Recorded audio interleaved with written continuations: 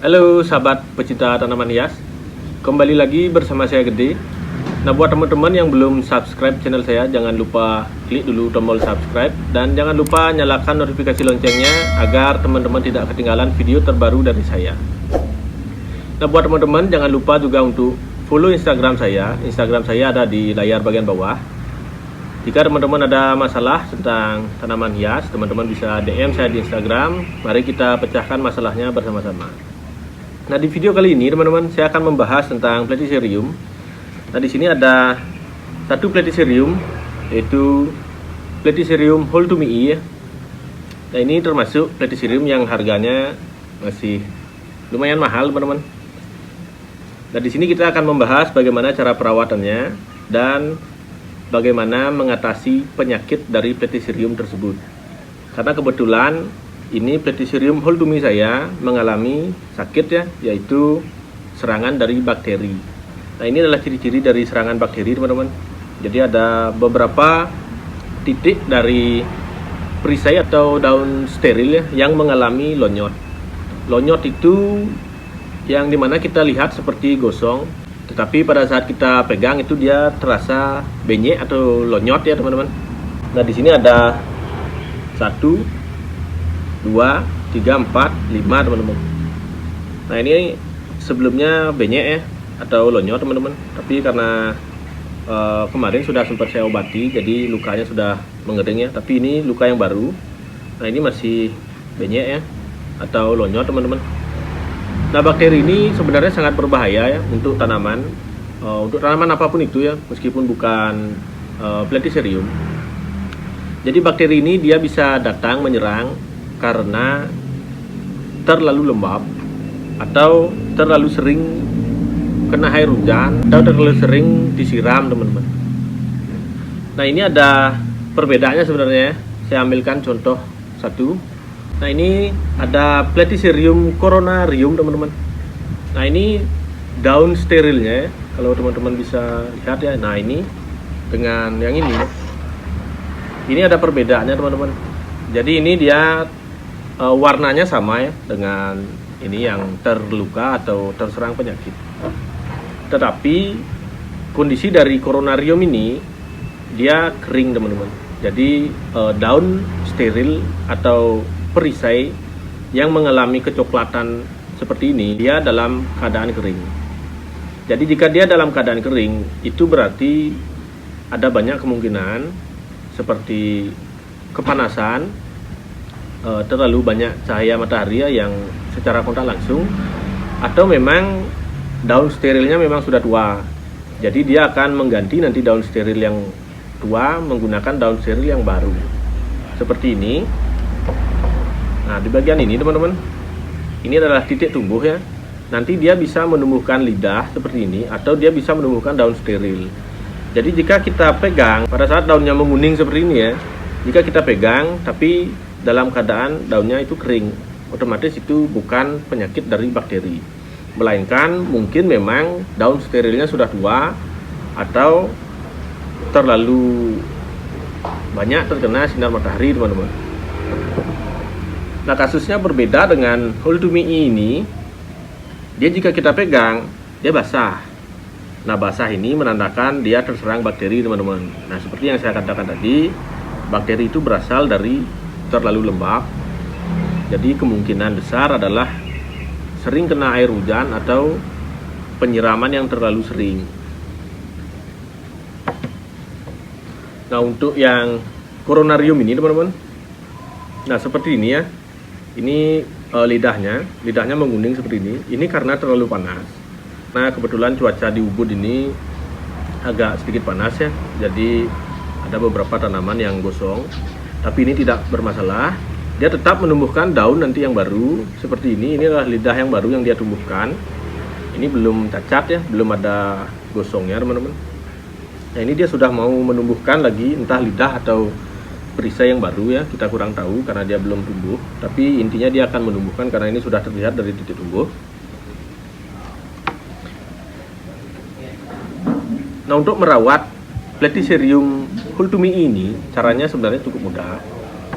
Jadi sama dengan Platycerium yang lain, kita harus menempatkannya pada tempat yang cukup terkena sinar matahari, tetapi bukan sinar matahari langsung. Mungkin teman-teman bisa menambahkan paranet atau di bawah pepohonan yang lebih rindang agar dia mendapatkan cahaya secara tidak langsung, mungkin sekitar 50%. Kemudian untuk penyiraman tergantung pada lokasi teman-teman sendiri.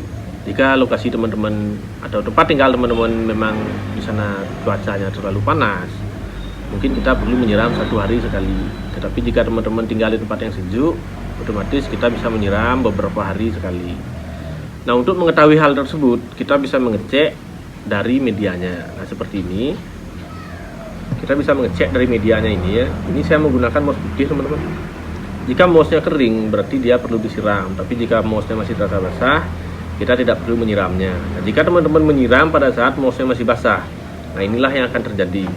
Akan terjadi serangan bakteri seperti ini. Atau jika bukan bakteri yang menyerang, kemungkinan besar jamur yang menyerang, teman-teman. Nah, jika serangan jamur terjadi, otomatis silnya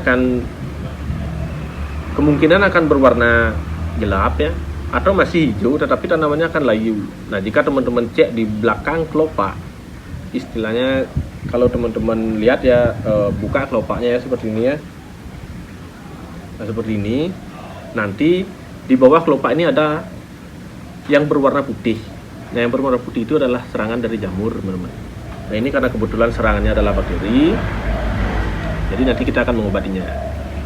Nah, kemudian untuk pemupukan dari tanaman Platycerium hultumii ini saya masih menggunakan yaitu SK Code. Nah, SK Code yang saya gunakan seperti ini ya. Nah, seperti ini teman-teman. Ini SK Code-nya berada pada dalam keranjang pupuk. Nah, ini keranjang pupuk yang biasa digunakan di anggrek. Jika kita buka,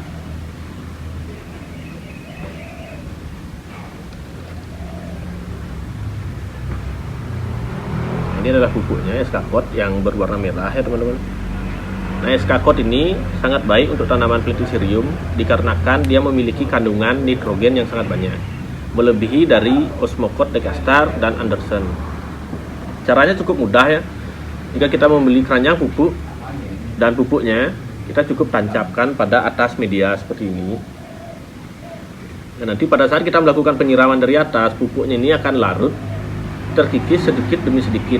Nah, satu keranjang ini dia bisa tahan sampai 3 bulan, teman-teman. Nah, itu adalah beberapa tentang bagaimana cara perawatan Platycerium ya, seperti pencahayaan, penyiraman, dan pemupukan. Nah, kemudian media, teman-teman. Sebenarnya Platycerium itu bisa tumbuh di media apapun yang mampu mengikat air. Nah, seperti ini. Ini saya menggunakan sphagnum moss atau yang biasa disebut dengan moss putih, teman-teman. Ini saya munting berbentuk bulat ya, menggunakan moss putih seperti ini. Nah, jika teman-teman tidak memiliki moss putih, teman-teman bisa menggunakan moss hitam atau sabut kelapa. Nah, kemudian untuk papannya, sebenarnya papannya relatif ya. Teman-teman bisa menggunakan papan kayu atau apapun itu sebagai inangnya. Yang penting lebih besar dari tanamannya. Nah, di sini saya menggunakan papan drainase cell.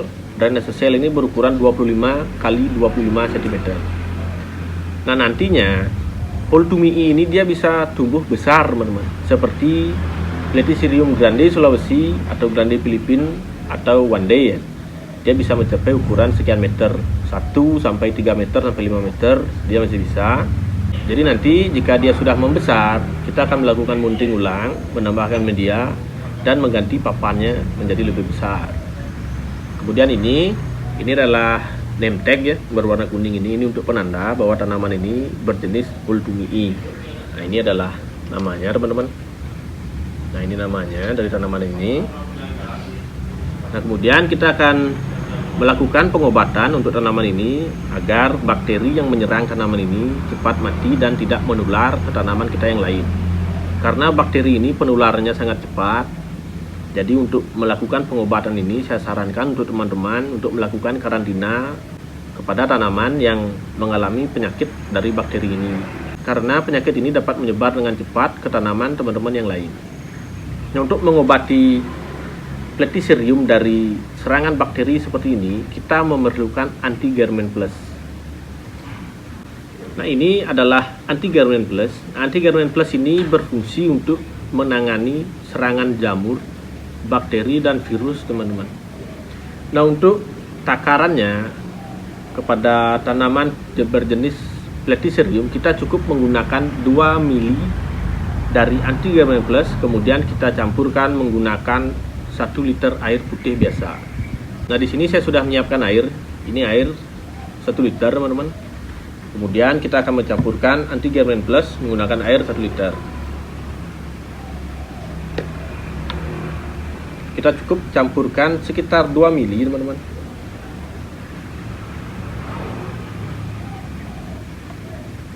Nah, jika teman-teman mencampurkan anti Germen Plus ini terlalu banyak ya, itu dapat menyebabkan tanaman dari Platyceriumnya mengalami kegosongan atau kematian. Karena obat ini keras ya, jadi kalau teman-teman mencampurnya dengan jumlah air yang sedikit, otomatis dia akan kepanasan.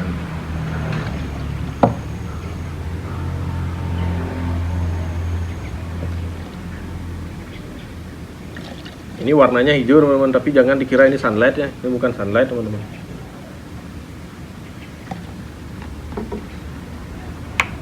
Kemudian kita campurkan.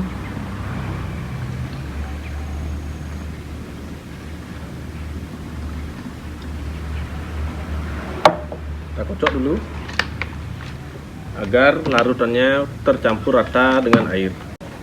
Nah, setelah tercampur semua larutan air dengan anti Germen Plus, nah, untuk melakukan penyemprotan pada tanaman Platycerium menggunakan anti Germen Plus, saya sarankan teman-teman untuk melakukan ini pada saat sore hari, pada saat dimana matahari sudah terbenam. Karena jika teman-teman melakukan penyemprotan ini menggunakan anti Germen Plus pada saat siang hari, itu akan menyebabkan tanamannya kepanasan dan mati, teman-teman. Nah, sekarang kita cukup menyemprotkan larutan dari anti Germen ini ke seluruh bagian dari tanaman, terutama tanaman yang mengalami defek serangan bakteri seperti ini. Jadi kita cukup semprotkan saja ke semua bagian tanamannya. Usahakan merata.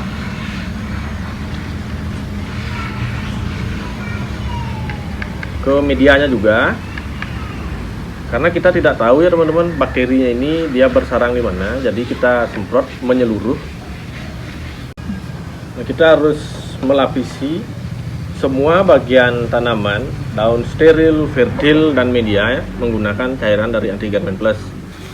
Ini berfungsi untuk membunuh nanti bakteri yang ada pada tanaman dan media ini, teman-teman. Nah, kita semprotkan pada bagian-bagian yang terkena langsung ya dengan bakteri. Nah, jika memungkinkan kita bisa menyemprot pada bagian bawah. Nah, kita menyemprot ke bagian dalam, teman-teman. Ini berfungsi agar media bagian dalam juga terlapisi oleh cairan dari anti Germen. Nah, setelah tersemprot rata seperti ini, teman-teman, kita kembalikan, kita tempatkan dia pada tempat sebelumnya, atau kita bisa melakukan karantina terhadap tanaman ini agar dia tidak menyebar ke tanaman yang lain. Nah, untuk pengobatan ini, teman-teman, kita lakukan 2 hari sekali sampai bekas dari bakteri ini yang ngeflek ini ya, teman-teman ya, pada saat kita pegang dia kering. Nah, jika pada saat kita pegang dia kering, otomatis bakterinya itu sudah mati. Jika kita pegang dia masih lonyot ya atau benyek, maka selama 2 hari sekali kita akan melakukan penyemprotan menggunakan anti Germen Plus. Nah, selama pengobatan ini kita tidak bisa melakukan penyiraman lagi. Jadi kita cukup nanti sore menyiramkan menggunakan anti Germen Plus sampai dia benar-benar pulih. Nah, nanti saya akan melakukan update bagaimana perkembangan dari Platycerium hultumi ini yang sebelumnya mengalami sakit dari serangan bakteri ya, agar teman-teman terhindar dari penyakit ini, atau memang teman-teman yang sudah pernah mengalami penyakit seperti ini di tanamannya agar tidak sampai tanamannya mati ya. Nah, sekian dulu video saya hari ini, bagaimana cara perawatan dan mengatasi serangan bakteri kepada tanaman Platycerium hultumi ya. Dan semoga video saya hari ini bermanfaat untuk teman-teman semua, dan sampai jumpa di video berikutnya. Terima kasih.